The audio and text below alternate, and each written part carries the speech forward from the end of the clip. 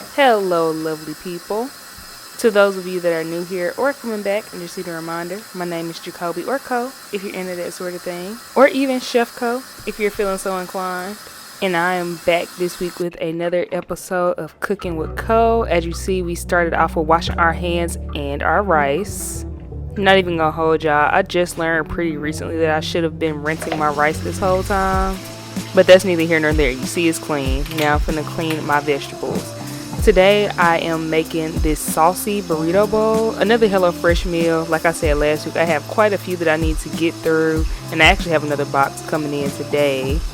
I will probably only get one more box just to finish up using my little discount card that I had.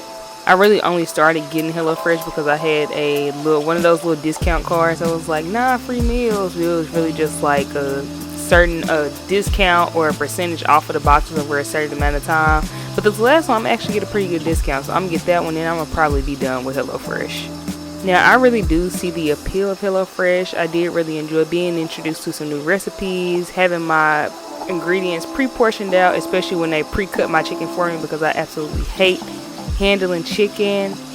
I will say I don't necessarily think it's worth it without the discount. So once my discounts dry up, I'm going to go back to buying my own groceries for dinner. I actually just bought myself a set of bamboo cutting boards. This wood one you see me using here, which is pretty big and bulky, was actually one that I bought for a board party that I did, I want to say for my birthday. Not this year, but last year, I bought this board. It's nice, but it's pretty big for just cooking, but I'm making it work right now. I usually use a plastic one, but I've decided to elevate my setup a little bit, so I got me some bamboo ones that'll be coming in. I also got myself these little organizers for under my cabinet. I have this cabinet where I keep all of my pots and pans and baking sheets, and when I get ready to cook, I keep up a lot of ruckus. And I know that my downstairs neighbors probably hate me. They probably be like, here she go again every time I get ready to cook. And honestly, it be irritating me too, keeping up all that noise. So I got me some little organizers to go under there to hopefully kind of mitigate that.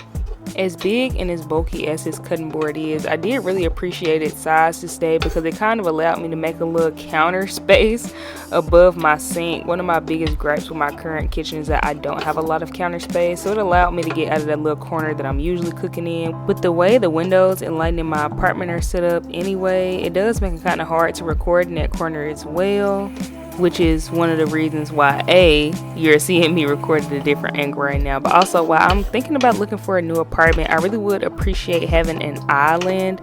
I know they have like those ones you can buy and put in there, but my kitchen is not set up for something like that, so I really would like to have a more navigatable, recording friendly kitchen. Now that I'm cooking more, I also want to get a new dining room table. The one I have is nice for me, but I feel like it doesn't really give sit down dinner. I want to be able to have friends over, have people over to, kind of cook a meal for them or do whatever, and I just don't feel like my table gives that. I feel like it gives, I don't know, like I won't say sports bar, but I don't know, it just doesn't feel very welcoming. But anyways, enough about what I'm cooking, how I'm cooking it, and where I'm eating it. While you all watch me cook, I wanted to talk about the strangeness and nuance of social media. First of all, I want to say that I truly believe that we were never meant to have this much access to each other or to know so much about complete strangers. Every time I see a celebrity or an influencer over-explaining themselves, or see social media debates about how many times you wipe or what you wipe with after taking the Browns to the Super Bowl, I think to myself, we never used to know this much about other people, and I don't know that we should, especially about complete strangers on the internet. But even with people that we do know personally or in real life, I feel like social media really has diminished some of those in-person interactions. For example, I have been telling my best friend for years now that I really have no interest in going to my high school reunion for other reasons, but also because I feel like high school reunions are null and void now. Because of social media, I know exactly what you've been doing for the past 10 years.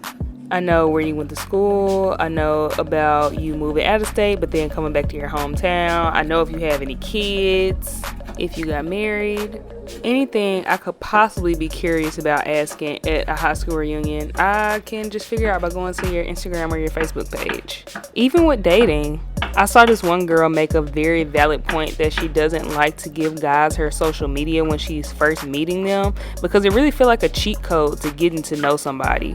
Because if you think about it, usually you're posting about the type of music that you like, the people in your life, the things you like to do, your hobbies, what books you're reading. Of course, this is on a case-by-case basis, and some people share more than others. But in most cases, you can learn a decent amount about somebody just from their social media pages. And she would rather have somebody get to know her by taking her out and talking to her, which is a really good point. Seeing and interacting with so many people online on a daily basis also causes us to, whether consciously or subconsciously, compare ourselves and our lives to other people, more than I think we should.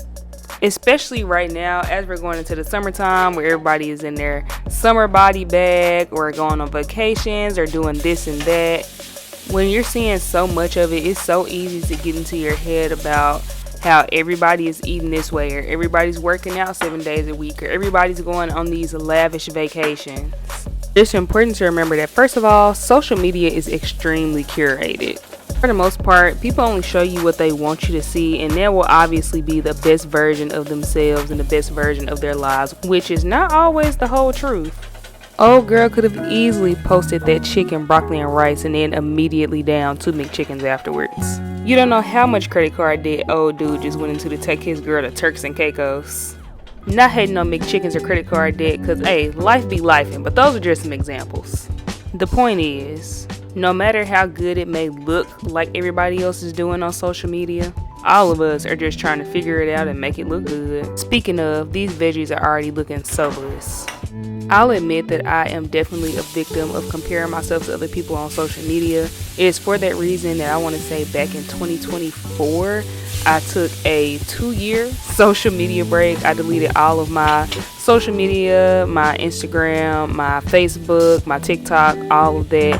It was originally only supposed to be for like a month. I did it on January 1st and was supposed to download it all back in February. But when February rolled around and I wasn't really missing it, I just kept going until I felt like I wanted to download it back.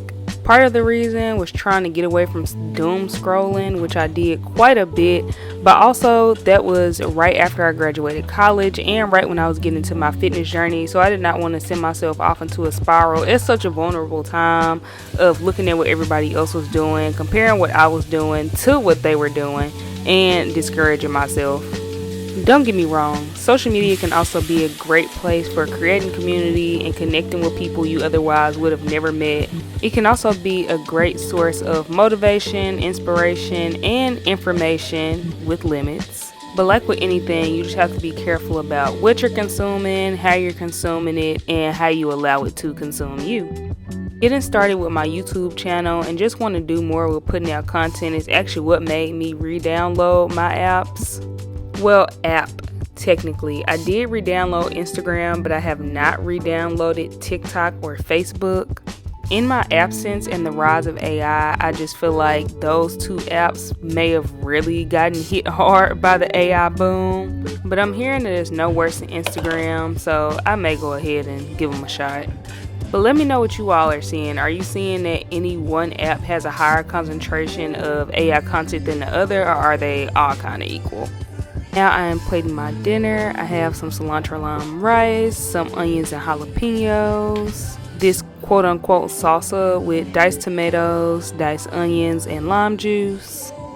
I actually bought some pickled red onions from Trader Joe's recently that I think would have been so good on this. I'm mad I didn't try it.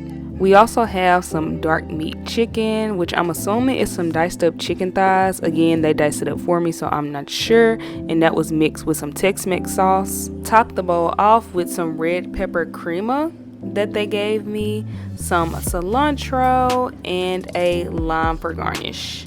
Doesn't that look so good? You cannot go wrong with a good burrito bowl or a good rice bowl in general. They are supposed to be opening a Cava in my city soon, and those employees can go ahead and prepare to be sick of me. Chipotle is cool, Moe's is fine, but Cava absolutely takes the cake for me in the rice bowl category.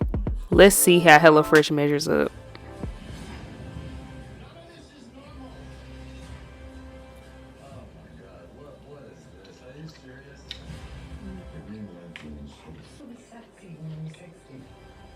So